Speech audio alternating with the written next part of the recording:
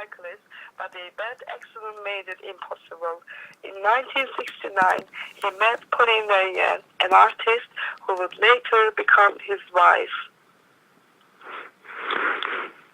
Paul Smith is one of the most well-known names in the British fashion industry today. This internationally recognized brand and design emporium has come a long way from its humble beginnings in Nottingham, England, when Paul Smith opened his first small shop in 1970. By 1976, Paul showed his first menswear collection in Paris under the Paul Smith label. In 1993, launch of the first Paul Smith women collection. 1994, first Paul Smith women shop opens in Paris. In 2002, launch of Paul Smith line of furniture for Capellini. In 2003, launch of Swiss-made watch collection. In 2007, Smith began working with the UK-based boutique cycle clothing retailer Rafa.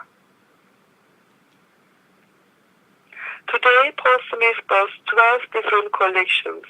The collection is wholesaled to 35 countries and sold in 17 shops in England. Paul Smith is to retain control of company despite sale of 40% of shares to Japan. He is both designer and chairman. Paul Smith is continually involved in every aspect of the business. The clothing sector is both a labor-intensive, low-wage industry and a dynamic, innovative sector. In the high-quality fashion market, the industry is characterized by modern technology, relatively well-paid workers and designers, and a high degree of flexibility. The clothing and textile sector is a significant part of the world's economy. In 2000, the world's consumers spent around $1 trillion on clothing. 7% of total world exports are in clothing and textiles. The clothing and textile sector is a major part of world trade. Over 26 million people work to produce clothing and textiles.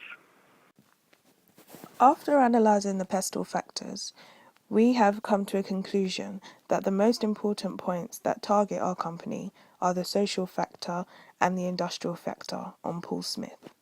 Social consists of the public and how the company continues to be loyal to them, and also keep them alert with any new products being produced or any changes they may choose to do within the company. A lot of customers tend to build trust with the companies they choose to shop with, and by also recommending the business to other members of the public can also go a long way.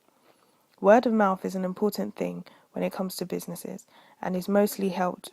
Reasons why companies, especially in the fashion industry, like to portray their designs out in different ways for customers to be intrigued and have the freedom to show off their own designs. Paul Smith caters to men, women and kids, as well as providing furniture and accessories. This is a great way to keep customers together under one brand name and also beneficial to the company profitably as well. They also do gifts for special occasions such as Christmas, birthdays, which is very popular within the company as well. The industrial factor that Paul Smith tend to face on a daily basis, reflecting on the Porter's Five Forces.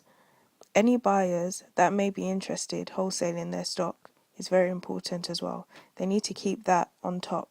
If companies are willing to stock their products, this is very profitable again for them and also is more worldwide. The suppliers, where their merchandise is made, has to be kept on guard, and also that all stock is checked to its standard, to its design and to its availability as well as quality.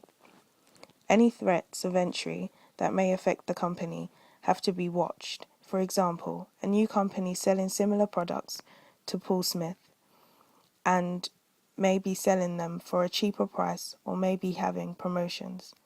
With this, Paul Smith can go downhill if they're not on guard, and they have to be on top, either price match, match make, or willing to do better.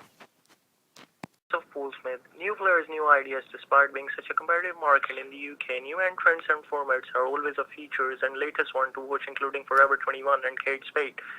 Weak pound. Weak pound has buoyed the tourist trade and helped to drive the top end of the market, with Paul Smith reporting a strong bounce back in both clothing and footwear in 2010 and into 2011.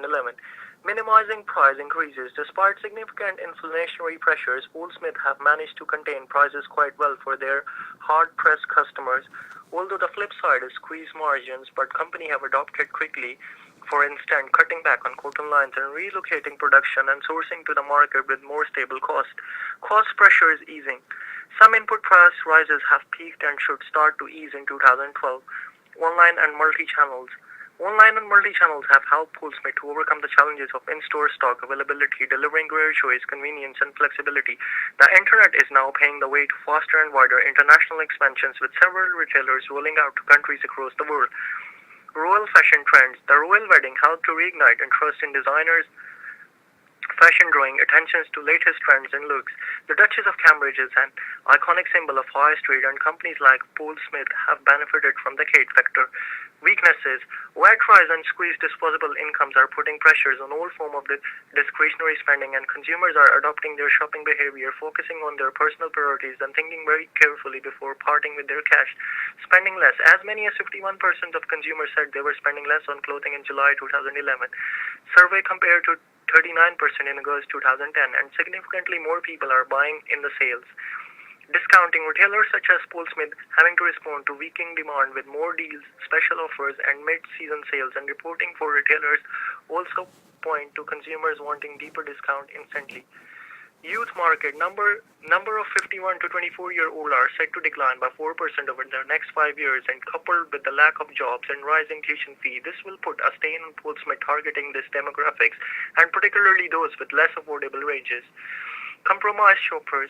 Significant number of consumers still want to see better stock availability and more choice of sizes and fitting in stores, and there is evident that it may be larger women who feels particularly compromised at Paul Smith.